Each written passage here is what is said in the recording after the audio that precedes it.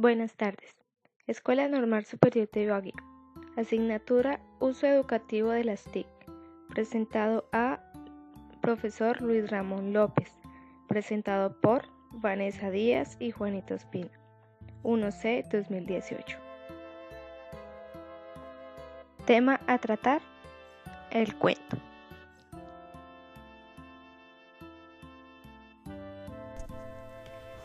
El cuento es una narración breve de hechos imaginarios protagonizada por un grupo reducido de personajes y con un argumento sencillo. Existen dos grandes tipos de cuentos: el cuento popular y el cuento literario. El cuento popular es una narración tradicional de transmisión oral. Se presenta en múltiples versiones que coinciden en la estructura, pero cambian los detalles. Tiene tres subtipos: los cuentos de hadas o cuentos maravillosos, los cuentos de animales y los cuentos de costumbres. El cuento literario es el cuento transmitido mediante la escritura. El autor suele ser conocido. El texto fijado por escrito se presenta generalmente en una sola versión, sin el juego de variantes característicos del cuento popular. Estructura del cuento. El cuento se compone de tres partes: inicio, nudo o desarrollo y desenlace o fin. Inicio. Es la parte inicial del cuento donde se presentan a los personajes y sus propósitos. El nudo o desarrollo es la parte donde surge el conflicto, donde la historia toma forma y suceden los hechos más importantes. Desenlace o fin. Es la parte donde se da la solución al conflicto de la historia y donde finaliza la narración. Características del cuento. El cuento presenta varias características que lo diferencian de otros géneros narrativos breves. Narrativo. Una narración es el relato de unos hechos reales o imaginarios que le suceden a unos personajes en un lugar. Cuando contamos algo que nos ha sucedido o que hemos soñado, o cuando contamos un cuento, estamos haciendo una narración. Ficción. Aunque en algunos casos puede basarse en hechos reales o ser una ficción de un marcado realismo, un cuento debe, para funcionar, recortarse de la realidad. Argumental. Tiene una estructura de hechos entrelazados, acción, consecuencias, en un formato de introducción, nudo, desenlace. Única línea argumental.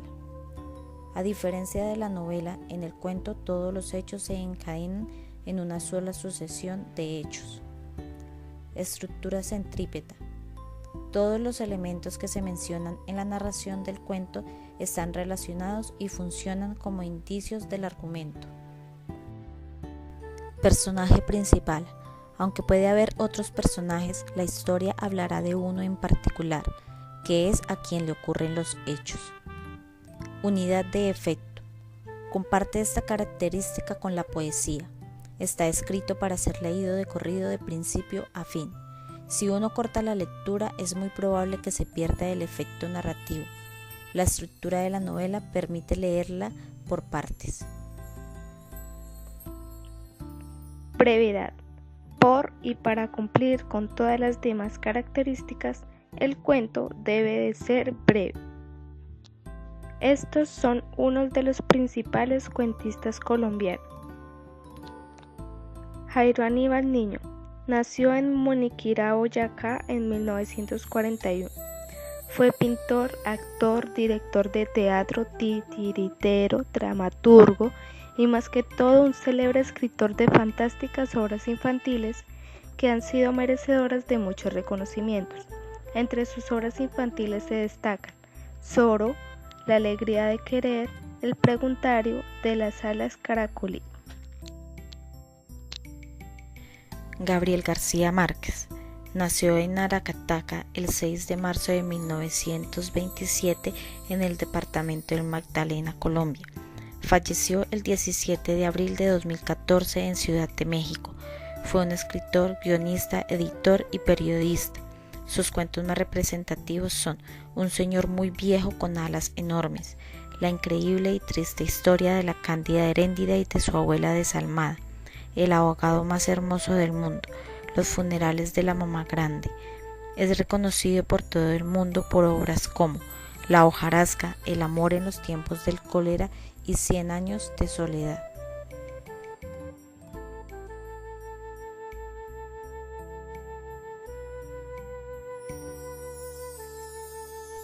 Rafael Pombo nació en Bogotá, Colombia, el 7 de noviembre de 1833 y falleció el 5 de mayo de 1912. Fue escritor del amor y la naturaleza, fabulista, poeta, traductor, intelectual y diplomático colombiano, máximo representante del romanticismo en el país y una de las principales figuras en la lírica romántica en lengua española.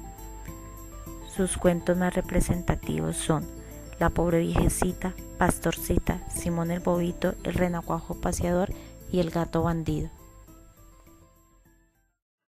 La pobre viejecita. Érase una viejecita sin nadita que comer, sino carnes, frutas dulces, tortas, huevos, pan y pez. Bebía caldo, chocolate, leche, vino, té y café, y la pobre no encontraba qué comer ni qué beber. Y esta vieja no tenía ni un ranchito en que vivir, fuera de una casa grande con su huerta y su jardín. Nadie la cuidaba, sino Andrés, Juan y Gil, y 8 criados y 2 pajes de librea y corbatín. Nunca tuvo en qué sentarse, sino en sillas y sofás, con banquitos y cojines y resorte al espaldar. Ni otra cama que otra grande, más dorada que un altar, con colchón de blanda pluma, mucha seda y mucho lana. Y esta pobre viejecita cada año hasta su fin, tuvo un año más de vieja y uno menos que vivir. Y al mirarse en el espejo, le espantaba siempre allí otra vieja de antiparras, papalina y peluquín.